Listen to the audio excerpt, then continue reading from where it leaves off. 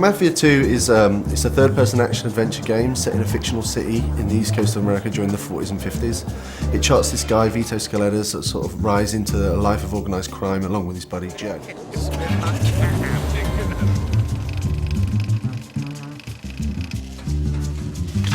What is it that you want? I want to know why you had our friend killed. Well, like every classic mob story, Mafia II is a story about friendship, betrayal. The guys who you think are the bad guys might not really be the bad guys. Your best friend might be the bad guy. The thing that's really important to us is this sort of cinematic storytelling that the guys here at 2K Czech can sort of achieve. Something we're really proud of, something we've invested so much time and effort into making sure it's perfect. A na tom vlastně stavíme. We want to present the whole game in a Hollywood film-like style, and visually it looks amazing, but it's the story that's the most important thing for us. It starts off with, it's just about Vito, and then the first guy you meet is Joe, who's Vito's best friend, and then you'll meet Vito's mother and sister right away. Vito, my boy. My boy's home. Vito's a nice guy, he has strong morals, he doesn't kill people because he wants to, he kills because he has to. He just wants to get a bit of money, a bit of respect and a bit of power. Vito doesn't aspire to be the Don. Here's your 300 bananas. I'm taking my cut as the middleman. Next time, you're on your own. All right. Thanks, Joe. When I first got the first version of the script, one thing that really stuck out was that it was a buddy story. It wasn't just one guy on his own doing what he wants. Like I said, I know people.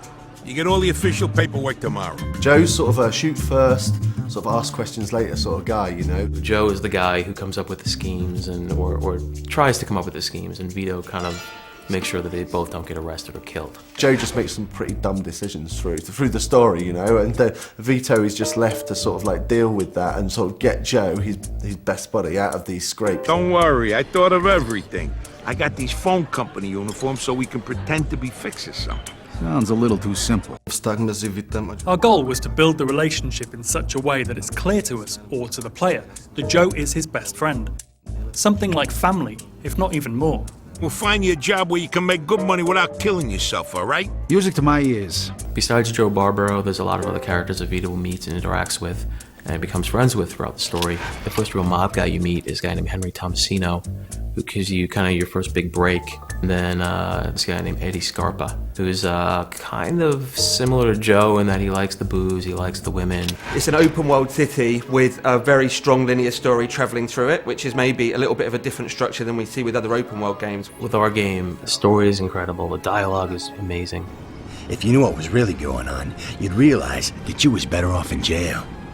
But that don't matter now anyway. What we wanted to chart was this guy's rise through the ranks of the Mafia. The Mafia is pulling the strings. If you're ordered to do something, you have to do it, even if you don't agree. Otherwise, you won't survive, or you might lose a friend, or even your family. You're gonna do us all a favor, and if I refuse, you die. The life of a mobster isn't what it's all made out to be, you know. It's not all really glamorous, you know. It has some really bad things that happen to it, and we really explore that during the story. I think it's really interesting, and people are going to really enjoy it. What'd you say your name was? Vito. I need someone to give him a little nudge. $10 a man. What if someone makes a fuss? Well, then you'll have to convince him otherwise.